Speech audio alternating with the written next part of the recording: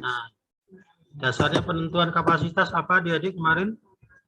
Sebelum kita mulai di kelas yang ini, Mas Ahmad Habib saya jadi co-host, monggo nanti dimasukkan ya. Oke, dasarnya penentuan kapasitas kemarin apa? Jadi penentuan kapasitas pabrik Anda, dasarnya apa dasarnya?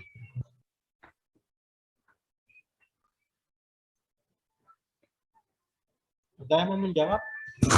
Baru 1 hari loh ya kemarin.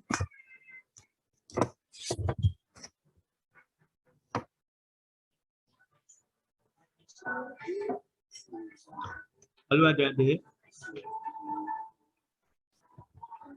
Kan di kecil. Asap. Mana ada yang di kecil? Halo adik-adik. Sudah sarapan semua kah? Is Yaru, you can answer my question? Halo. Halo, Sir. Ya. Ya, Pak. Okay. Can answer my question? What determine the capacity of your plan? I think, if I'm not mistaken, the production. Sorry, your voice not very good. Oh, hello. Is it clear now? Yeah. So, sorry, I want to use English. Okay. So, No, it's okay. the question is what determine the capacity of the company of a production. Like, so if I'm not mistaken, the final products, the amount of the final product. I mean the amount of the final product. Produk akhirnya, jumlah produk akhirnya. Kenapa? Ya, katanya. The question was what determine the basic or what determine the capacity of the production. Yeah. So I mean the amount of the final product. The amount of final product. Amount, yeah. Amount. Yeah. Amount. What is you take the amount like this? I mean I will take the PowerPoint, right? Okay. This is what is my question about this one. The 15%, yeah. Yeah. Is to determine this 15%, this one. Yeah, Pak. Yeah. So that's what I mean by the amount, the final product should be like. The final product, okay. Yeah. This one is this a final product, right? This is the nationality requirement is 566,000, right? Yeah, sir. So your capacity for your plan is 15%, right? 50%. How to determine the 15%? Oh.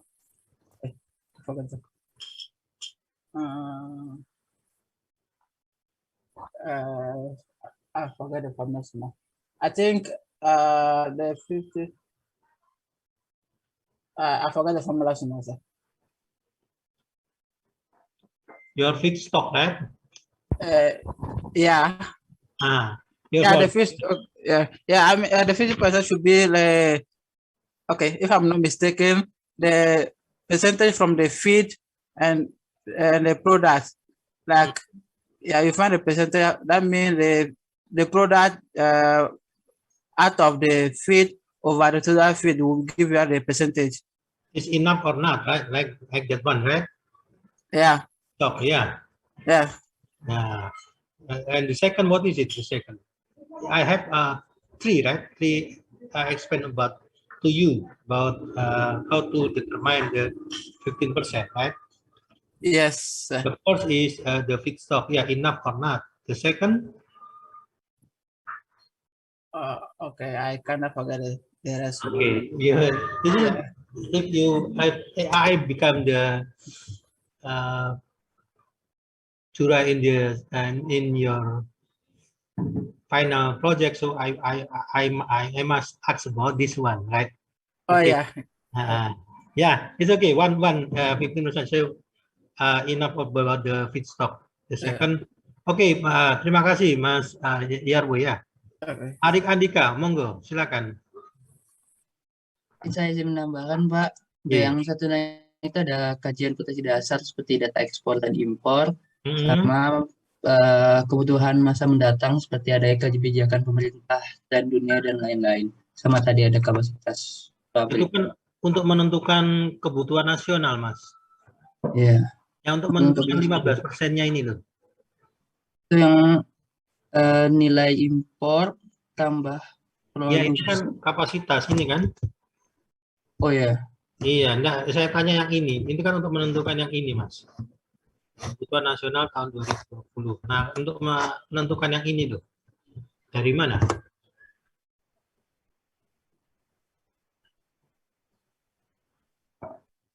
Halo, baru 1 hari. Only one day I explain to you about how to determine the 15% of your capacity plan, right? Halo adik-adik.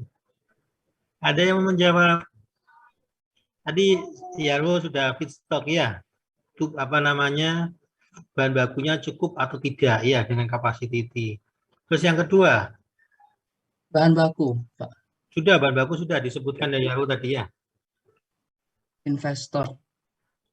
Investor. Halo Mas Ahmad Habib.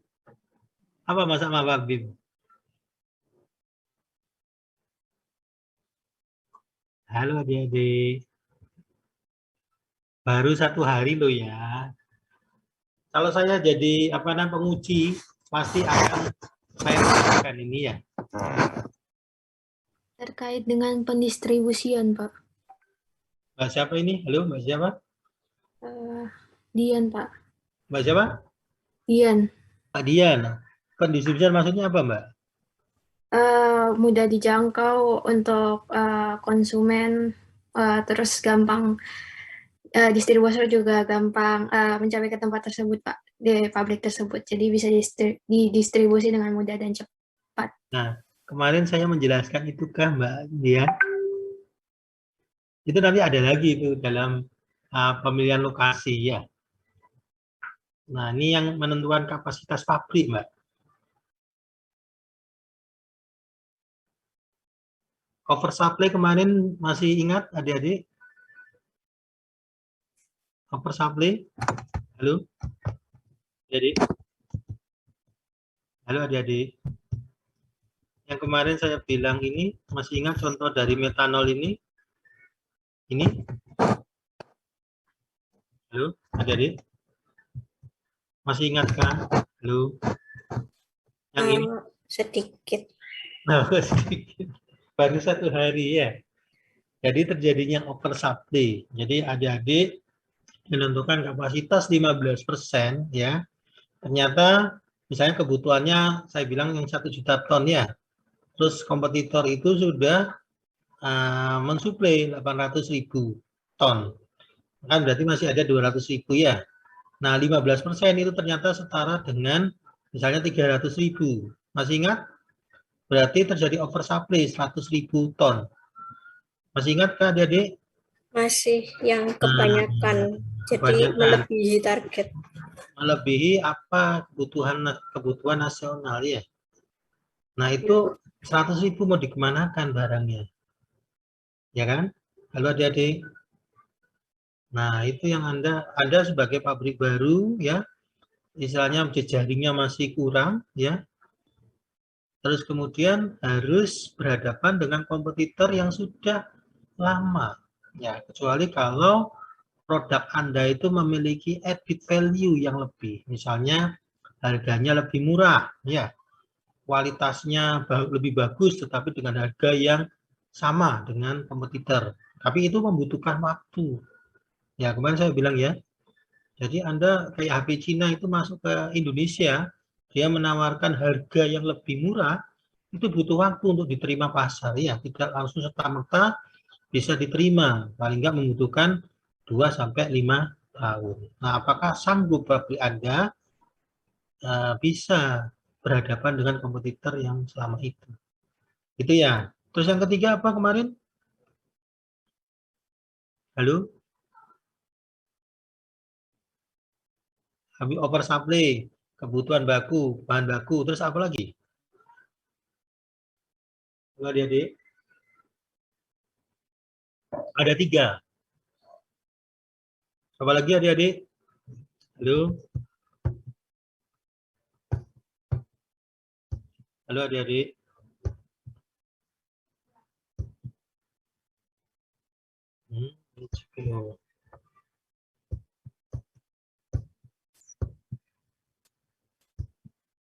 Oke, adik-adik apa lagi? Satu lagi. Halo adik-adik. Saya panggil loh ya. Adik-adik. Ini Mas Ahmad Habib. Terus apa lagi ya? Mbak Ninda. Halo Mbak Ninda. Iya, Pak. Apa lagi Mbak? Satu lagi Mbak. Yang untuk penentuan kapasitas pabrik itu tadi, Pak. Ya betul, yang 15% tadi. Terus kapasitas pabrik rata-rata bukan, Pak? Yang 15% tadi bukan penentuan kebutuhan nasional, tapi menentukan kapasitas pabrik. Jadi kebutuhan nasional, terus kemudian berapa persennya untuk kapasitas pabrik. Gitu.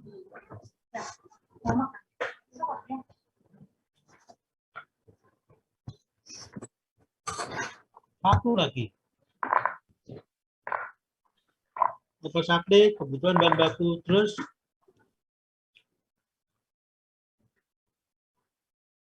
halo? Halo adik-adik, waduh. Terus Mbak Linda, ayo terus apa lagi ya?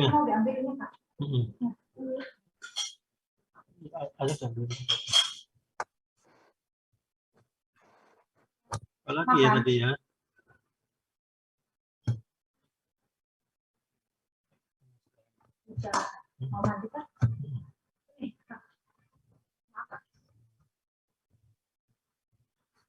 Ini yang baru maju. Sang Aci, siapa nih? Halo Mas Aci.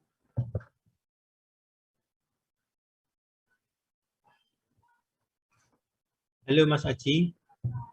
Atau Mas Ahmad Habib mau menjawab? Mas Ahmad Habib.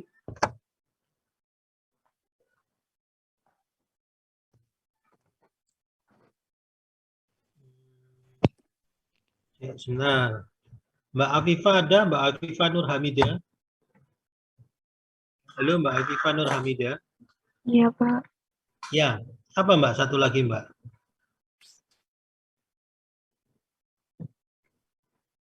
Apa kira-kira? Halo. Belum bisa menjawab Mbak. Terus Mbak Aisyah Fazgina. Ada Mbak Aisyah? Ada, Pak.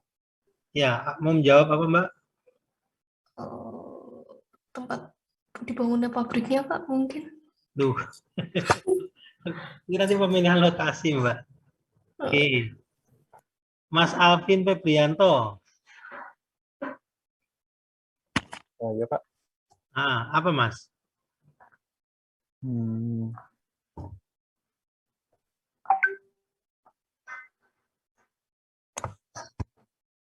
Halo adik-adik, baru 1 hari lu ya.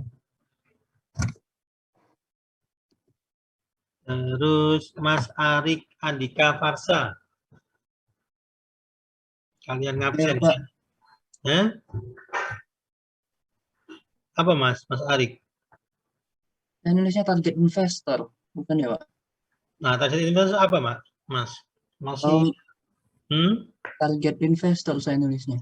Bukan yang itu ya Pak. Target investor. Ya, tapi ada dikaitkan dengan apa? Dikaitkan dengan 1 sampai 10, jawabannya masih 5 Mas. Dikaitkan dengan apa itu target investor? balik modal balik dana ke investornya gitu Pak. Oh enggak. Masih belum sempurna Mas. Iya, ada yang mau menyempurnakan? Atau Mas ini mau menyempurnakan Mas? Mbak Amani kemarin jawab, Mbak Amani Sasabil. Enggak Mbak Amani. Saya pahamnya yang investor yang balik modal gitu, Pak. Kenapa? Itu kan kemarin ada kaitannya dengan apa gitu loh. Masih ingat? Permintaan, bukan? Atau apa, Pak? Nah, oke. Mbak Dewi Setianingsih. Ada Mbak Dewi Setianingsih? Ya, ada, Pak. Apa Mbak jawabannya, Mbak? Dari lokasinya tadi. Oh, dari lokasi, itu nanti pemilihan lokasi. Dari lokasi kan untuk melihat ketersediaan bahan bakunya, ya. Cukup tidak kalau dengan kapasitas 15% kan gitu ya. Nah, terus ini apa lagi ada? Terus Mbak Diva Latifa, ada enggak Mbak Diva? Iya, Pak. Apa Mbak? Iya, investor tadi, Pak. Iya, Biar investor apa Mbak? mungkin biar nanti kan setiap kita buat pabrik kan ada modalnya ya, Pak. Nah, kalau misalnya jadi nanti kalau misalnya tahu kapasitasnya, terus nanti pas dijual biar bisa balik modal, gitu ya, Pak. Iya, kaitan dengan apa itu balik modal itu? Keuntungan dari produksinya, Pak. Keuntungan dari produk kenapa? Kalau 1 sampai 10 jawabannya masih 7, Mbak. Ada 2 kata yang hilang. Oke, gitu ya, Mbak. Ada mau disempurnakan? Atau Mbak Elena Suhadi? Ada Mbak Elena Suhadi? Ada, Pak. Iya, apa Mbak? Kalau untuk keuntungan produk, setahu saya cuma lebih ke supply and demand. Berarti persaingan sama kompetitor juga. Itu kan terkait tadi apa namanya oversupply itu ya. Iya. Oke. Mbak Erina Mega Arianto. Mbak Erina. Halo. Mbak Erina adakah? Mbak Erina, ada enggak Mbak Erina? Halo Mbak Erina. Halo Mbak Erina.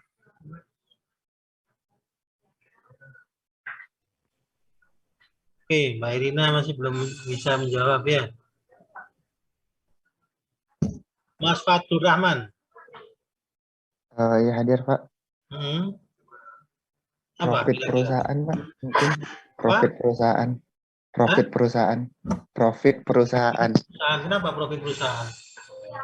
Ya biar pabriknya bisa sustainable. Pabriknya bisa sustainable. Ya biar bisa menghasilkan keuntungan terus sampai target yang ditentukan nantinya. Oke, kenapa itu dari 1 sampai 10 masih 8, Mas? Ada satu kata yang kurang. Mau ditambahkan? Masih belum kepikiran, Pak. Kira. Oke. Mas Fairuza, Mbak Fairuza nih ya? Ya, Pak, ada, Pak. Oke. Apa, Mbak? Kalau kata Pak Akun kan tadi nggak bisa langsung diterima pasar gitu, jadi sambil nunggu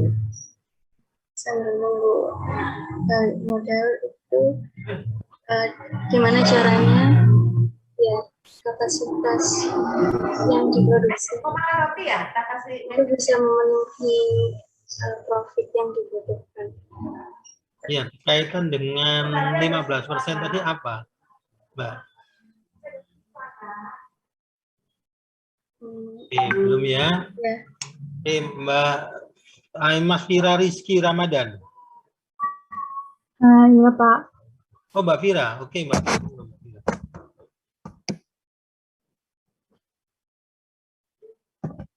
Masih belum?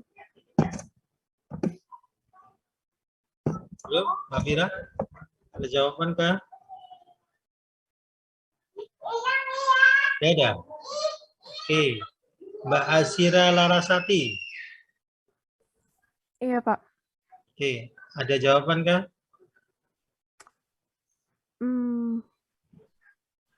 Kalau dikaitkan dengan investor dan yang tadi berarti ekonominya, Pak. Kenapa ekonominya? Harus dianalisa ekonominya dulu gitu. Kenapa? Biar bisa dianalisa.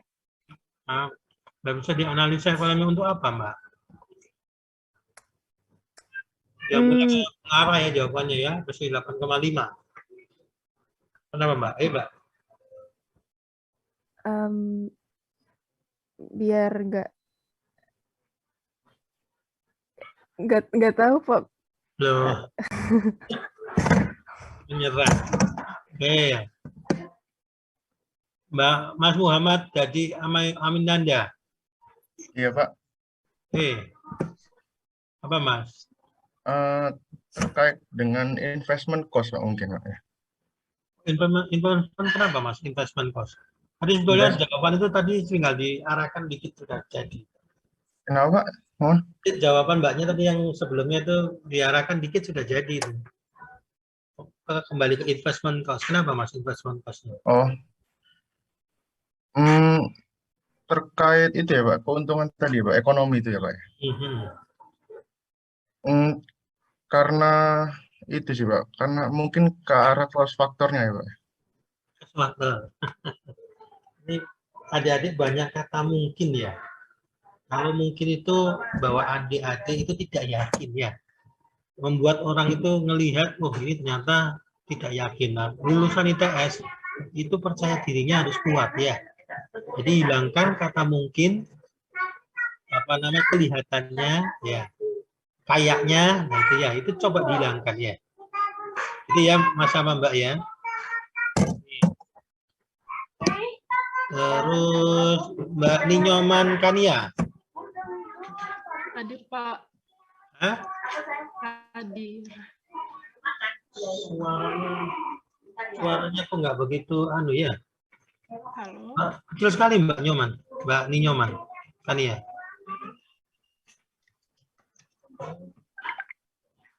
Oke, suara ini ya, mungkin sinyalnya ya.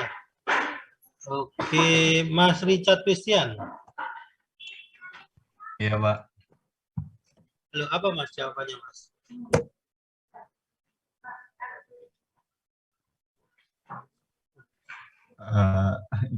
Analisa ekonomi, tapi saya lupa kalau misalnya dihubungkan ke 15%-nya dihubungkan kemana ya? Nah, nggak ada yang nyatet, itu ujian pasti saya keluarkan, Mas. Ujian kuis itu pasti saya keluarkan ya. Terus kemudian Mas Aji, monggo Mas Aji yang baru datang ini. Pak, maaf tadi saya disconnect. Kalau untuk yang saya paham tadi, sama sih Pak yang di investor itu. Terus juga nanti bakal ada keuntungan balik modal biar perusahaannya sustain dan nanti bisa melakukan perencanaan untuk kedepannya Pak. Mungkin untuk ekspor atau lain sebagainya seperti itu Pak. Masih mungkin ya, masih banyak kata mungkinnya ya, dihilangkan ya. Oke, 1 sampai 10 masih 8,8 lah, naik 0,3 ya. Ada satu kata yang kurang. Satu kelas loh ya, saya panggilan kok nggak ya. Mbak Siti Fatimah. Halo, Mbak Siti Fatimah. Ya Pak, hadir Pak. Oke, apa jawabannya Mbak? Mungkin untuk menganalisa ekonomi tadi lebih ke buat katanya ya. Ya mungkin lebih ke biar ya keuntungan untuk pabriknya juga sih Pak. Jadi analisa untuk keuntungan pabriknya. Masih 8,8 ini ya. Oke, Mas Tetuko MK terakhir ini. Iya Pak, ya Pak. Jadi menurut saya kalau saya tambahkan mungkin udah benar Pak, tapi ada juga beberapa parameter yang bisa dipertimbangkan seperti kayak data pertumbuhan konsumsi, terus produksi dari awal tahun, sama kalau misalnya ada impor dan ekspor juga mungkin akan berpengaruh Pak di analisa ekonominya Pak. Itu Ya, itu untuk menentukan kebutuhan nasional, Mas. Tapi saya nanya untuk menentukan kapasitas pabrik tadi loh. Kan ada 3 yang kemarin saya ajarkan. Yang pertama, cukup tidak dengan 15% itu kebutuhan bahan baku, ya. Itu tersedia tidak? Ya, jadi ketersediaan bahan baku di lokasi pabrikmu itu loh, cukup tidak ya? Karena kalau ngambil dari lain dan dari negara lain, itu cost-nya juga, cost transportation-nya juga lebih mahal ya. Nah, kira-kira memungkinkan tidak? Terus kemudian ternyata dengan kapasitas 15% tidak ada lagi bahan bakunya. Nah, itu kan juga Anda harus pikirkan itu ya. Terus kemudian yang kedua, mengenai oversupply ya. Yang seperti saya penjelasan tadi, 1 juta ton ternyata sudah tercukupi oleh kompetitor 800.000 ya. Terus dengan 15% itu setara dengan 300.000. Berarti kan Anda lebih 100.000 ya. Mau dijual kemana pabrik produk Anda gitu ya. Itu Anda harus pikirkan ya. Jangan sampai terjadi oversupply. Anda ingat bahwa kompetitor itu sudah lama bermain di sana dibandingkan Anda, sudah punya jejaring ya. Kecuali kalau pabrik Anda punya modal yang kuat untuk sosialisasi dan produk Anda memiliki added value yang lebih. Itu beda lagi ya, kayak HP Cina ya. Akhirnya bisa diterima di pasar Indonesia setelah berapa tahun promosi. Ya, paham ya? Terus yang ketiga itu adalah melihat apakah dengan 15% overhead cost Anda ya, itu tertutupi atau tidak sama target dari investor ya. Anda kan pasti kan ditarget ya. Misalnya overhead cost-nya itu Anda 1 juta ya, dengan produksi 15% itu Anda sudah mendapatkan 2 juta US dollar misalnya ya.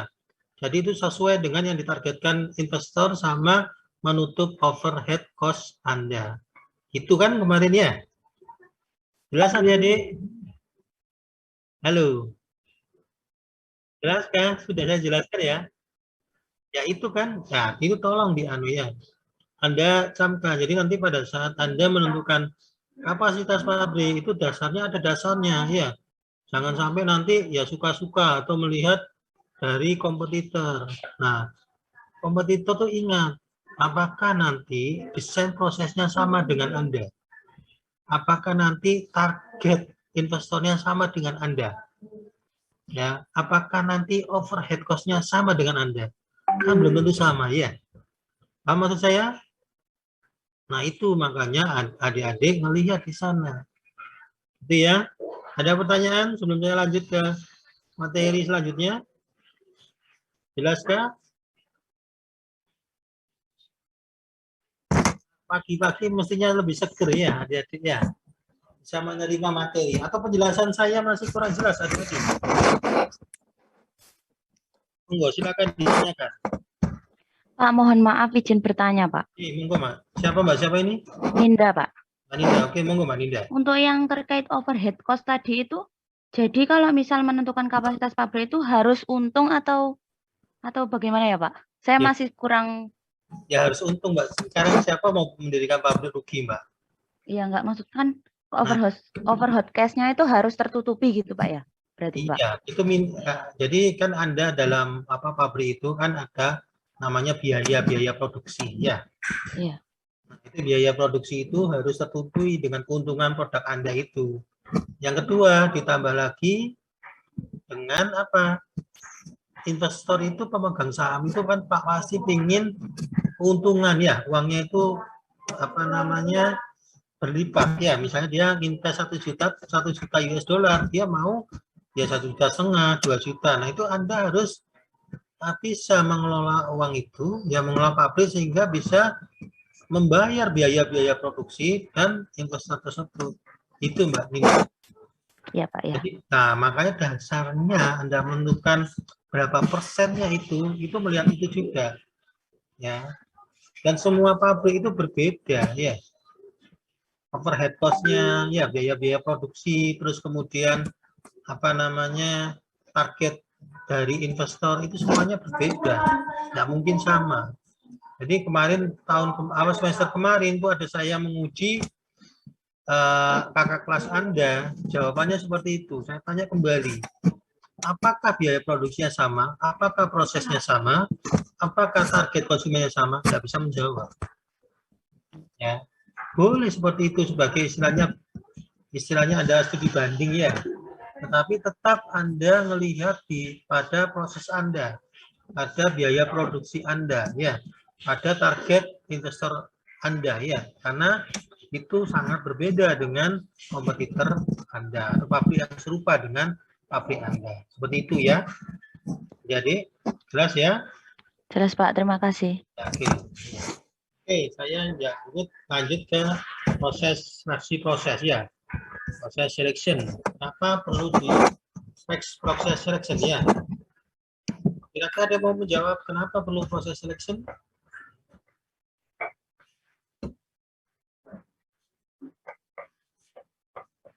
Halo adik-adik. Iya Pak. Ada yang mau menjawab kenapa perlu adanya seleksi proses? Saya mau coba jawab Pak. Mbak siapa ini? Amani. Oh, Mbak Mani. Oke, Mbak Mani.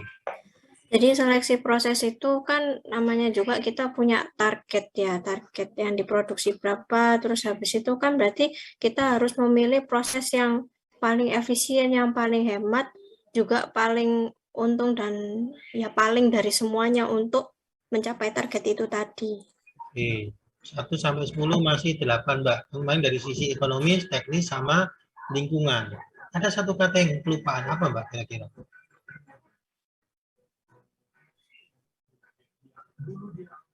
Yang kemarin saya bilang dengan fermentasi aerob dan anaerob itu Mbak. Yang kadar protein itu apa itu? Harus mencukupi itu, apa standar? Nah, standarnya ya, jadi spesifikasi produk ya. Sesuai dengan standar nasional Indonesia atau standar Europe atau standar yang lainnya, macam-macam tuh ya. Kalau biodiesel itu kan ada standar Eropa, dari Jepang juga ada, dari Amerika juga ada, dari Indonesia juga ada. Nah, itu harus mana yang Anda target sesuai dengan pasarnya. Ya, kalau pasar Anda di Europe, maka Anda harus sesuai dengan standar Europe. Ya, kalau Indonesia, maka Anda harus standar Indonesia itu. Ya, dan Jepang, maka Anda sesuai dengan standar di Jepang. Tergantung nanti marketnya Anda di mana. Ya, target marketnya itu ya, target pasarnya. Itu ya. Oke. Jadi ini ya, dari berbagai macam proses yang telah dibagi, 8 macam proses. Sorry? Ya, please, I want to ask a question. Mau tanya apa? Ya, oke, silakan. Ini kan tadi itu seleksi proses itu. Nah, misal yang kalau yang Mbak Amani udah ngomong tadi, kalau semuanya udah memenuhi, tapi apa namanya raw materialnya kurang, kayak misal ada dua proses, salah satunya raw materialnya ada ADK bisa diambil langsung, yang kedua itu raw materialnya harus diimportasi dulu. Jadi, nah, di treatment dulu ya. Ya, misal ya masuknya saya kalau misal mau buka pabrik di Indonesia, raw materialnya, jadi ada satu proses raw materialnya ada di Indonesia. Yang kedua itu harus apa namanya import raw material dari luar dulu. Nah, jadi kalau dalam bentuk kayak gitu, nah pasti proses yang akan dipilih itu proses yang raw materialnya ada di Indonesia. Nah, jadi gini Pak, jadi mau tanya kalau misal semua kriterianya enggak memenuhi, gimana gitu Pak? Kriteria apa nih raw materialnya? Ya, kayak feednya, yang raw material kayak feednya. Nah, misal tidak bisa kita mau produksi NA2. Harusnya bisa ada NaCl sama CaCO3. Nah, jadi misal kalau di situ NaCl sama CaCO3. Nah, kalau buat satu proses, nah satu proses itu pakai NaCl sama CO3 itu ada di Indonesia. Proses yang kedua itu misalnya pakai nih apa namanya? Apa lagi? Bahan yang lain lagi, misalnya NaCl sama langsung CO2. Nah, tapi yang CO2 ini nggak ada di Indonesia, harus dieksportasi ke Indonesia sebelum mulai prosesnya. Nah, jadi kalau dalam bentuk gini, ini harus fokus ke bagian ekonomi dan yang lain-lainnya, atau fokus ke raw materialnya dulu. Ya. Saya paham. Jadi yang saya seperti tadi bilang Mas Yan, jadi harus proses ini harus sesuai dengan kriteria ekonomi, kriteria lingkungan, sama kriteria teknis ya. Oke. Jadi nanti teknis ini sesuai dengan spek produk Anda. Ya. Jadi apa namanya SNI itu Indonesia ya. Ya. Terus kemudian Europe ada standarnya kayak biodiesel itu kan ada dari Europe.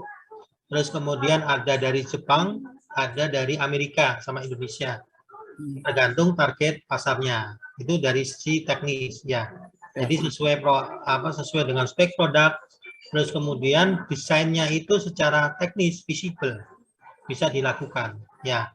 Makanya saya bilang probable, visible dan sebagainya ya. Di PPT saya itu ya.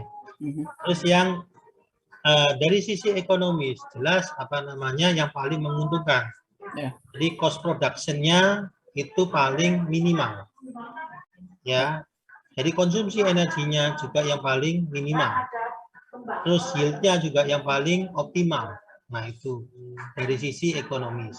Nah, bisa jadi kalau Anda mengambil bahan baku dari luar, itu kan cost transportation-nya bagaimana? Apakah cukup tidak?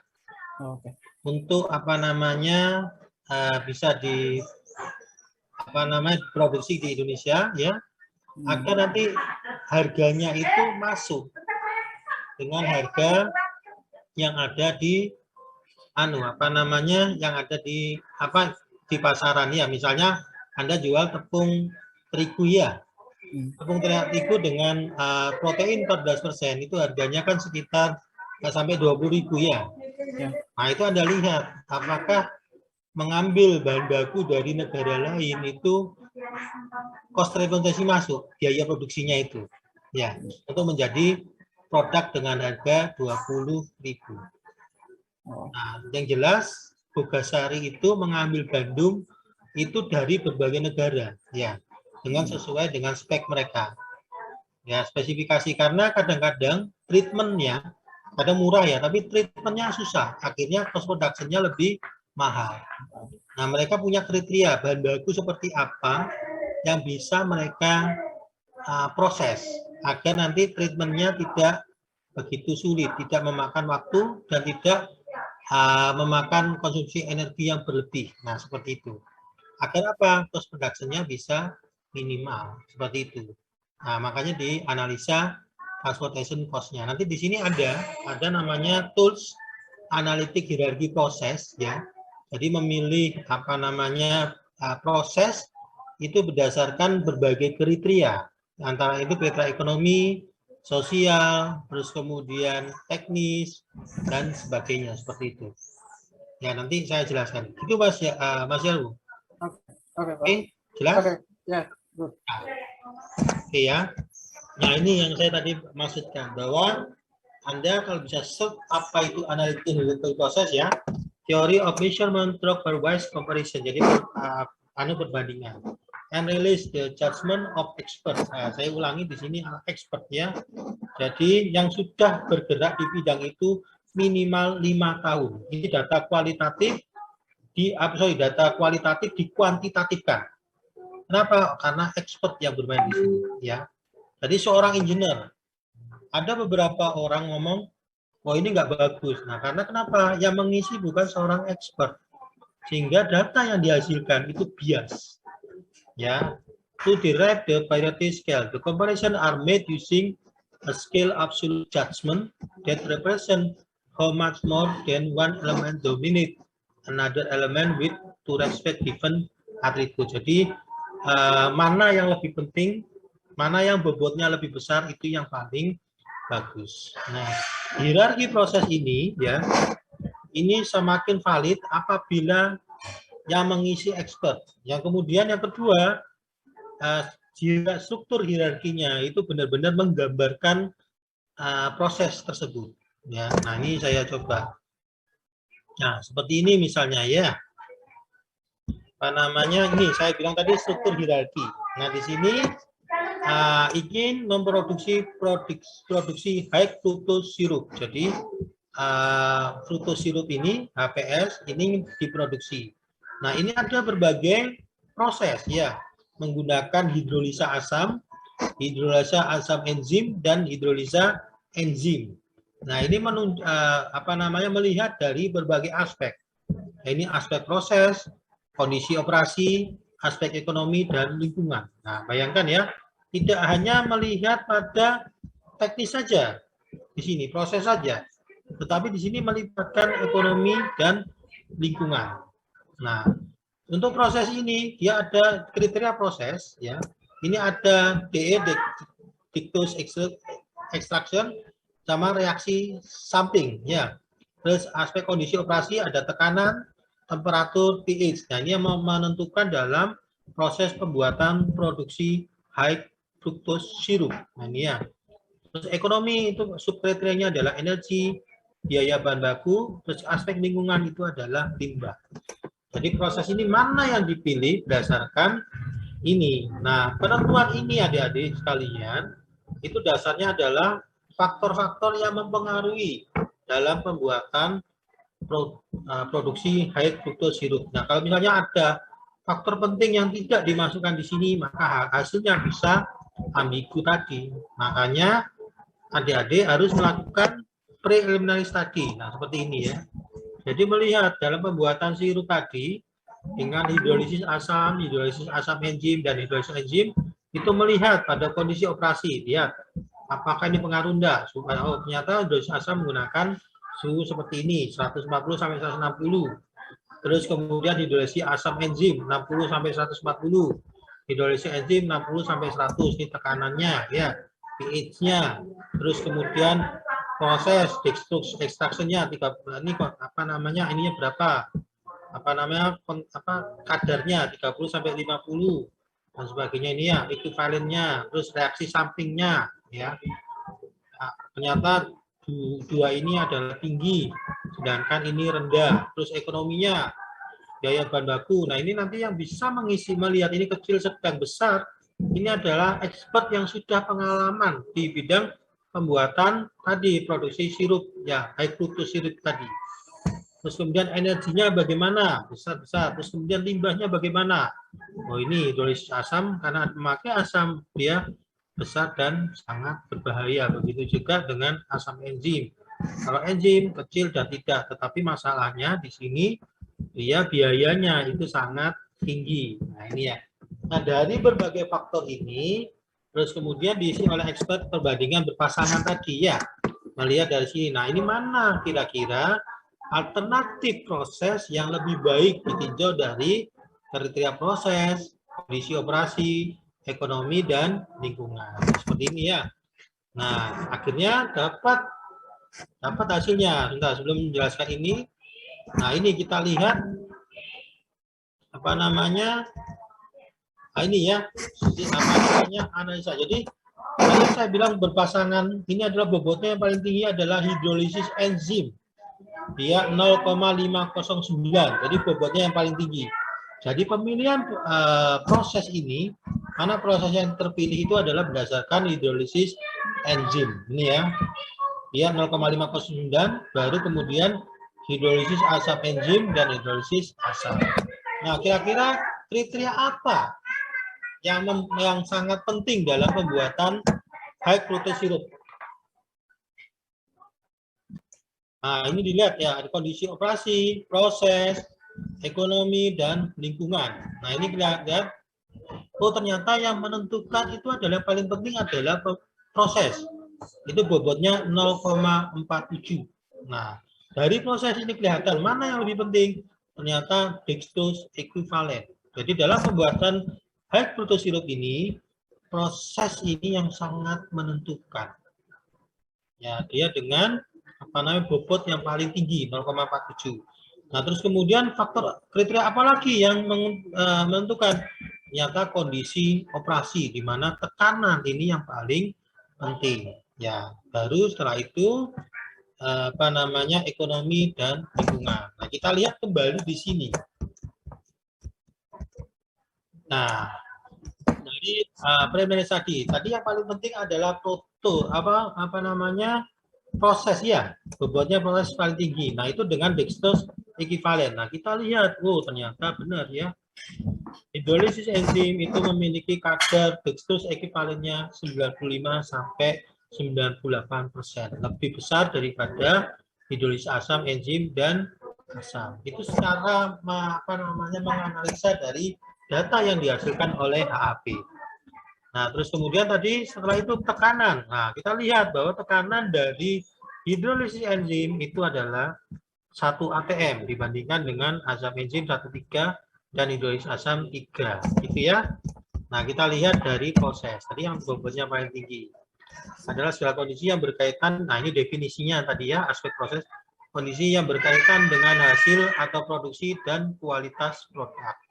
Nah, dextrose ekivalen nih ya, besar konversi yang dinyatakan dalam dextrose ekivalen mempengaruhi kuantitas. Nah, jadi karena ini ya, kuantitas produk yang dihasilkan. Makanya kenapa dextrose ekivalen atau proses ini memiliki bobot yang lebih tinggi.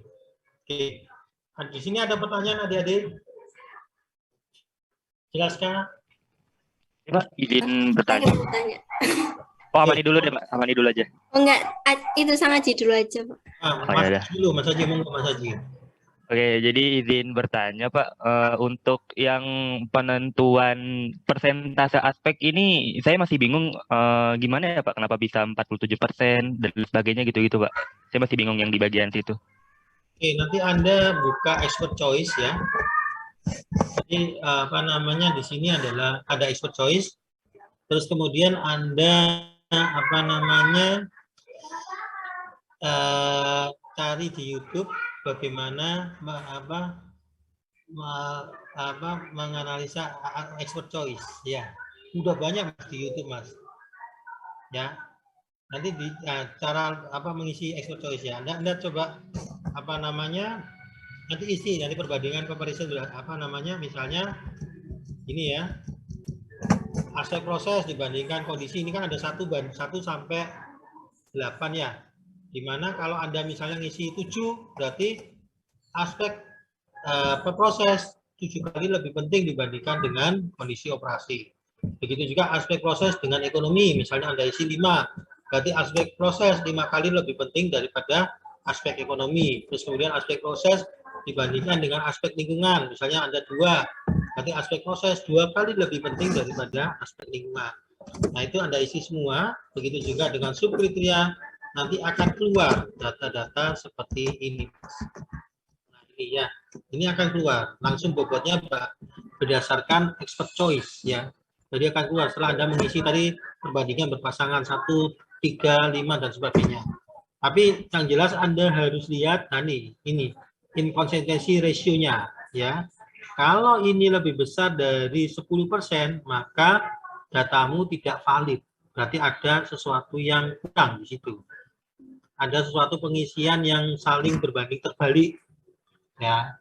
Jadi harus di bawah 10% supaya datanya valid nih ya. Namanya inkonsistensi rasionya. Gitu Mas Haji?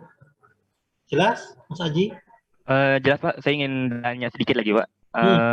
Kalau misalkan yang tadi kan itu berdasarkan kita pakai expert choice ya. Tapi kalau misalkan tadi kita secara manual memperkirakan gitu, apakah boleh Pak? Nah, kalau manual ininya Mas. Nah, kalau Anda bisa mengeluarkan inkonsistensi rasio, monggo. Kalau pakai Excel maksudnya ya. Ya. Asalkan ini keluar, itu tidak masalah. Tapi kalau ini nggak keluar, itu bagaimana caranya mengecek perbandingan berpasangan itu sudah konsisten atau tidak, gitu loh Mas. Oh, alah. Nah, kadang kalau nggak konsisten, saya terus terang kemarin tuh meneliti di S2 ya, meneliti kebijakan biodiesel ya, menggunakan bahan baku kelapa sawit, terus kelapa, dan satu lupa saya. Itu saya lakukan riset di BPPT, sampai saya terbang ke Sumbawa ya. Jadi ada expert orang Jepang di sana. Nah itu saya sampai 3 kali melakukan survei karena inkonsistensi rasionya di atas 10%. Berarti ada yang miss terhadap pengisian survei tadi. Perbandingan berpasangannya itu, Mas. Nah, kalau misalnya dalam Excel tadi bisa menampilkan ini, maka oke. Tidak masalah, Mas. Berarti datamu itu sudah valid. Tapi kalau ini nggak keluar, walaupun ini bobotnya keluar, tapi bagaimana menjamin bobotmu ini sudah istilahnya tidak bias? Ya, karena saya terus terang gara-gara ini saya sampai 3 kali wawancara dengan expert itu ya, baik di BPT maupun yang di Jepang itu, yang di Sumbawa. Seperti itu, Mas Haji. Sudah, Pak. Sudah menjawab. Terima kasih, Pak. Ya, jadi expert choice ini sudah bisa nge-link di sini, dan saya rasa saya sudah mengirim ke adik-adik ya, kakak kelas Anda terkait license. Saya sudah beli license, sudah saya sebar ke kakak kelas Anda yang DPKI maupun yang ngerjakan pabrik, itu semuanya sudah memakai expert choice yang saya kasihkan. Ya monggo bisa dicari ya. Nah, bagaimana cara Anda mengisi menggunakan expert choice itu udah banyak di YouTube ya. Jadi sampai dijelaskan secara detail itu sudah ada. Ya monggo adik-adik bisa search expert choice ya. Terus kemudian di situ nanti Anda bisa belajar dari situ ya. Itu ya, Mas Haji. Ini Pak, matur nuwun, Pak. Oke, sama-sama, Mas. Oke, Mbak Amani, monggo Mbak Amani. Itu Pak, inkonsistensinya kan yang tadi Bapak cerita itu, misalnya bolak-balik itu kan karena di atas 10%. Nah, supaya kita tidak perlu seperti itu, inkonsistensi yang baik itu nilainya berapa nggih, Pak? Di bawah 10%, Mbak. Ini kadang-kadang ya penentuan ini loh, deskripsi ini kadang-kadang orang expertnya itu nggak begitu paham. Nah, nanti Anda sebelum survei ke expert, maka Anda harus jelaskan apa definisi dari proses. Nah, ini segala kondisi yang berkaitan dengan hasil produksi dan kualitas produk. Ini Anda jelaskan. Nah, dari hierarki ini loh, ini Anda jelaskan apa itu kriteria proses, apa itu kondisi operasi, apa itu ekonomi, apa itu lingkungan. Karena kadang-kadang apa yang ada di benak dari expert ya dengan di benak Anda itu berbeda. Itu ya. Makanya tadi hasilnya akhirnya inkonsistensi rasionya itu juga berbeda. Itu, Mbak. Nah, itu sebaiknya ya tadi Anda jelaskan detail sebelum Anda survei apa itu proses, apa itu kondisi operasi, ekonomi, lingkungan, DE, reaksi samping, tekanan, temperatur, pH, energi, biaya bahan baku, limbah, maupun proses-proses ini. Dijelaskan semua, Mbak. Setelah itu baru Anda bisa melakukan survei tadi perbandingan berpasangan ya. Jadi semakin nyaman persepsi Anda dengan expert itu sudah oke, maka ini konsistensi rasionya dengan sendirinya akan dia di bawah 10%. Karena dia sudah paham apa yang Anda maksudkan. Seperti itu, Mbak. Jelas, Mbak Amani? Jadi harus di bawah 10%, ya. Oh iya, Pak. Sudah jelas. Terima kasih. Oke, sama-sama. Ada lagi? Karena ini sangat penting ya, adik-adik, ya. Jadi, semakin data ini valid, maka semakin bisa digunakan untuk preliminary judgment. Saya bilang preliminary ya. Jadi sebelum menentukan tahap selanjutnya, Anda sudah bisa melihat bahwa ternyata dalam pembuatan produk Habitus ini ternyata aspek proses yang paling penting. Nah, Anda sudah melihat dari proses ini kira-kira nanti desainmu akan seperti apa, ya. Terus kemudian dari ini ternyata harus Victus equivalent. Nah, ini dari sini maka Anda harus melihat proses yang paling menentukan dalam pembuatan DE-nya ini. Nah, makanya tadi dipilih hidrolisa enzim. Nah, ini ya, jadi seperti itu. Jadi ada desain. Jadi untuk preliminary study untuk penentuan awal. Ya, oke. Ya, oke. Selanjutnya jelas ya. Jadi itu ya. Jadi Anda sudah sebelum melakukan AHP, Anda sudah punya data ini. Jadi preliminary study ya. Jadi Anda sudah melihat. Nanti kalau expertnya itu keliru, nah ini kan Anda lihat. Oh berarti ya mohon maaf, tingkat expertnya diragukan adik-adik ya. Ini kan adik-adik bisa apa namanya cari ya. Cari di literatur ya. Ya, itu Anda lihat. Terus kemudian, oh ternyata tekanan kok memilih ini. Padahal tekanannya ini 3. Nah, otomatis kan semakin besar tekanannya, prosesnya kan juga semakin mahal. Betul, adik-adik? Betul, secara logika, betul? Ya. Kalau tekanan tinggi, itu semakin mahal alatnya? Betul tidak? Halo? Betul, soalnya harus didesain lebih tebal dan sebagainya. Nah, itu. Jadi kan secara logika adik-adik kan sudah punya engineering apa namanya perception ya. Jadi Anda sudah menentukan, oh ternyata expertnya ini kurang, makanya adik pindah aja. Jadi udah baiknya nyari expert yang lain. Oke ya, paham ya? Begitu juga dextrose ekivalen. Ternyata expert Anda melihat bahwa hidrolisis asam yang paling tinggi loh. Adik-adik lihat di literatur loh kok hidrolisis asam cuma 30-55%. Sedangkan yang paling tinggi ini. Nah, ini berarti ada yang something wrong. Bisa Anda diskusikan. Kalau misalnya expertnya masih kokoh, ya sudah cari expert yang lain. Begitu ya. Nah, untuk sementara karena Anda perancangan pabrik, maka adik-adik lakukan sendiri ya. Betul? Tetapi adik-adik harus punya ini, dasar ini adik-adik ya.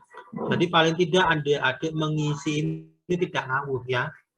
Jadi adik-adik bisa melihat kalau mengisi AHP, oh berarti adik-adik proses ini yang paling penting, gitu ya. Jadi secara logika masuk nanti adik-adik. Ya, jadi hasil ini ya.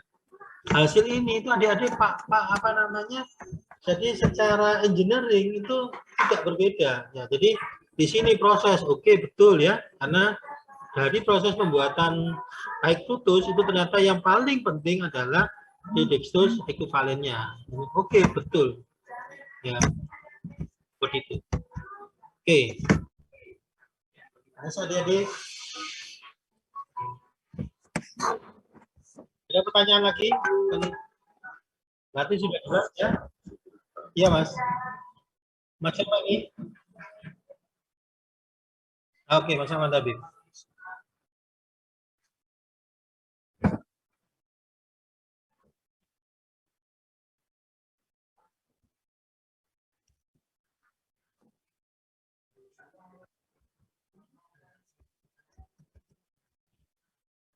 Ya, nanti gini Mas. Jadi aspek proses itu kan ini dibandingkan dengan ini ya. Ini nanti dibandingkan dengan ini dalam kriteria ini gitu Mas. Terus ini dibandingkan dengan ini dibandingkan dengan ini. Nanti adik-adik bisa lihat di apa namanya expert choice ya. Nanti silakan apa namanya adik-adik pasang di laptop adik-adik ya. Terus kemudian coba di-run berdasarkan apa namanya memakai YouTube ya. Kita minggu depan nanti kita akan coba lihat hasilnya ya adik-adik. Ya. Ini tolong di screenshot adik-adik ininya. Jadi apa namanya adik-adik coba produksi high fructose syrup dengan 4 kriteria. Dan apa namanya 2 ini ya. Ini sudah semua, nanti kerjakan per kelompok ya. Nanti kita bahas hari apa namanya Rabu ya, minggu depan ya. Cara menggunakan apa namanya menggunakan ini expert choice ya. Oke adik-adik ya gitu ya Mas Nabi. Karena nanti begitu adik-adik apa namanya ngeram di expert choice nanti akan lebih tahu oh ternyata yang dimaksud Pak Hakun itu yang seperti ini gitu ya. Nah sekarang kan adik-adik masih belum memegang expert choice ya, jadi masih belum ini ya. Nah, tolong adik-adik run per kelompok ya. Nanti apakah nanti didapatkan bobot yang seperti ini? Ya. Yang seperti ini ya. Ini ya. Terus alternatifnya apakah seperti ini? Hidrolisis enzim lebih besar dibandingkan dengan hidrolisa yang lain ya. Itu ya Mas Ahmad Tabib. Ya, jadi kalau misalnya Anda ngisinya keliru, berarti Anda masih belum paham key point ya. Key point dalam pembuatan hidrolisis high fructose sirup ya. Nah, karena adik-adik belum paham ini gitu ya. Gitu ya. Jadi nanti Anda dalam perancangan pabrik Anda harus melihat kriteria apa yang penting dalam pembuatan pabrik Anda ini dalam penentuan proses ya. Itu yang paling penting ya. Makanya adik-adik kalau mengisi AHP itu harus melihat kira-kira parameter apa sih yang paling penting. Apakah proses, terus apakah ekonomi, apakah lingkungan. Ya, itu adik lebih tahu kalau ada adik-adik lebih mendalami ya proses dari pembuatan pabrik Anda. Itu ya, adik-adik. Jelas ya? Ada pertanyaankah adik-adik? Permisi, Pak. Hah? Halo? Saya mau, ya Pak. Ya, oke, monggo Mas. Biar Bu ya. Ini, ya benar Pak. Permisi Pak, ini nanti kita pakai data-data dalam tubuh yang sama kayak Bapak kan? Ya. Oke, siap. Ya, yang penting saya ingin tahu adik-adik bisa menggunakan expert choice. Ya. Oke, oke. Nah, itu expert choice, terus kriterianya monggo ini di screenshot ya. Nah, itu adik-adik nanti lihat apakah nanti sama mendapatkan kondisi kriteria ternyata proses yang lebih penting ya. Dengan rasionya lebih kecil dari 0,04. Nah, ini adik nanti masukkan di dalam PPT adik-adik ya. Nah, terus kemudian ini, nanti ini hasil dari expert choice adik-adik. Ini saya screenshot masuk di sini. Jadi ada goal, nanti adik-adik ngisi goalnya, terus kemudian ngisi kriterianya ini ya, kriteria, terus ini sub kriteria, ya, terus ini kriteria lagi, ini sub kriteria, ini kriteria, ini sub kriteria, ini kriteria, sub kriteria, begitu ya. Nah ini ya, seperti itu. Nanti adik-adik, nanti setelah adik-adik run, analyze run, akan keluar bobotnya ini. Ya, seperti itu. Nah, nanti di akhir, nah ini adik-adik bisa adik-adik screenshot ya dengan ini. Nah, jadi inkonsistensinya 0,03. Oke ini ya. Dengan ini ya. Itu ya. Oke. Jelas.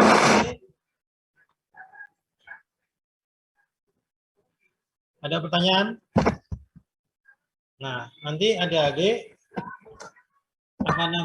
bisa ini ya. Terus kemudian ini saya hanya sekedar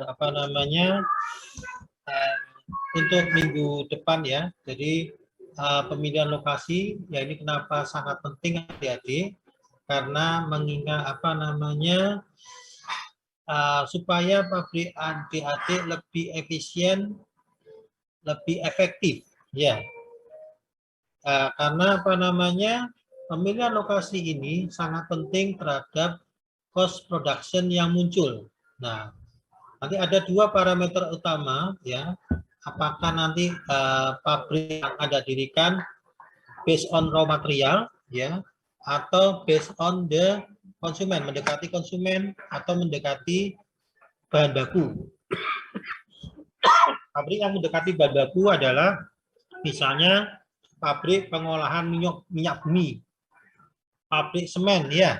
Pabrik semen itu pasti mendekati bahan baku ya. Ada tahu semen Gresik? Tahu kan? Nah, sekarang sudah pindah kemana semen Gresik?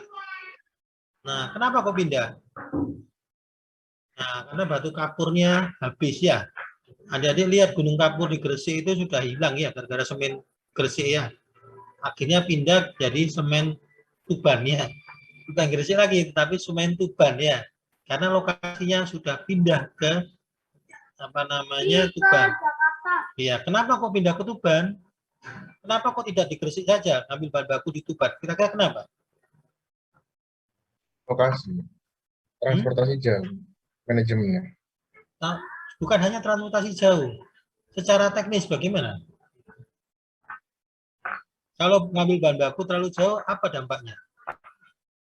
Takutnya dia akan berubah kondisi ketika udah mau diproses. Tidak mau diproses. Ya, apa yang berubah, Mbak Amani? Anda seorang teknik kimia loh, dan teman-teman banyak, jadi kakak kelas Anda banyak yang bekerja di semen Gresik loh ya. Almameter kita bahkan pernah jadi direktur utamanya ya. Dan di semen Indonesia itu banyak di sana. Apa kira-kira? Mungkin sifat fisik dan kimianya, Pak. Jadi, Mbak, jadi kayak ragu-ragu Mbak Mani. Anda ngelihat water content-nya. Kalau semakin jauh, otomatis kadar airnya bagaimana? Akan berkurang. Makin kering, Pak. Berkurang water content-nya. Water content-nya bukan bertambah, kan? Yang di spesifikasi dari pembuatan semen itu water content-nya besar atau water content-nya kecil? Kecil. Nah, terus kenapa kok dia mendekati bahan baku?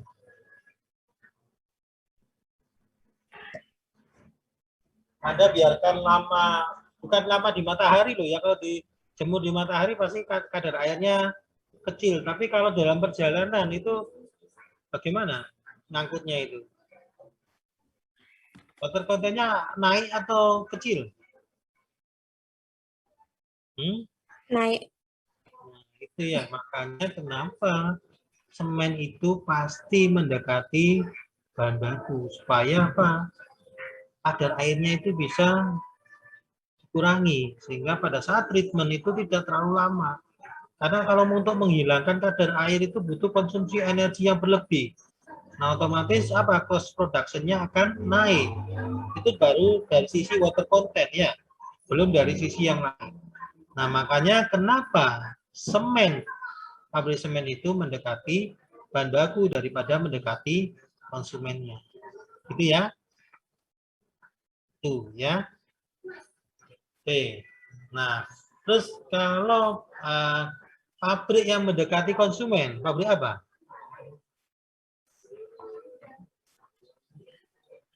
Ada yang tahu pabrik yang mendekati konsumen? Ya kayak FMCG gitu, Pak. Ya mungkin semacam minyak goreng, terus habis itu kebutuhan-kebutuhan sehari-hari. Pabrik consumer good ya? Iya. Nggak tahu susu Nestle? Pabrik susu? Nestle kenapa kok ada di Jakarta, bukan ada di Bogor, tempat peternak sapi? Kenapa kok ada di Jakarta? Karena konsumennya banyak di Jakarta, sehingga mungkin kalau dari Bogor kan distribusinya nanti juga lebih makan biaya. Nah, itu ya. Ya, terus bahan bakunya bagaimana? Bisa enggak dia misalnya ambil terlalu jauh, enggak berdampak tidak secara aspek teknisnya? Nah, jadi itu ya, itu yang Anda harus pikirkan dalam menentukan lokasi pabrik ya. Jadi kalau tipenya based on the raw material, maka adik-adik harus mendekati raw material dasar. Misalnya kayak tadi pabrik semen, ya adik-adik harus mendekati asal dari tanah liat, terus kemudian batu kapur ya. Di situ banyak, maka di situ berdiri pabrik semen. Ya. Tetapi kalau based on the konsumen ya, jadi berdasarkan konsumen kayak consumer good, maka pabrik tersebut pasti akan berdiri di tempat konsumen berada, atau paling tidak aksesnya cepat ke konsumen tersebut. Ya, seperti tadi pabrik Nestle ya. Nestle itu Nestle kan ada di Jakarta. Ada sudah tahu pabrik Nestle kan? Yang ada di Jakarta. Nah, itu kan dia mendekati konsumen seperti itu. Ya. Gitu ya. Jadi itu adalah salah satu parameter utama yang digunakan dalam pemilihan lokasi pabrik. Oke, nanti itu akan kita pelajari lebih lanjut ya di dalam minggu depan ya, setelah adik-adik nanti eksperimen dengan expert choice-nya. Ada pertanyaan tentang ini, adik-adik? Jelaskah? Jelas adik-adik? Halo? Sudah jelas ya adik-adik ya? Oke. Ya, Pak. Oke, kalau tidak ada, oke, saya akhiri ya adik-adik. Terima kasih atas perhatiannya ya adik-adik ya. Jadi monggo diresapi terlebih dahulu ya. Hampir 1,5 jam ya. Saya ini ya. Jadi saya tidak mewajibkan adik-adik mengikuti Zoom meeting terus ya. Karena saya tahu bahwa beberapa dari orang tua adik-adik itu terkendala kuota ya. Jadi monggo adik-adik bisa video, rekaman videonya, atau nanti saya juga tidak semuanya sinkronus ya, tetapi asinkronus. Nanti saya rekam sebelumnya, terus kemudian saya kirimkan ke Komting, monggo dipelajari. Kalau ada pertanyaan, monggo bisa langsung japri ke saya atau melewat Komting ya. Itu ya Mas sama Mbak. Jelas ya? Oke. Itu terima kasih atas perhatiannya. Selamat pagi ya adik-adik. NJ. Terima kasih banyak, Terima kasih, Pak. Pak.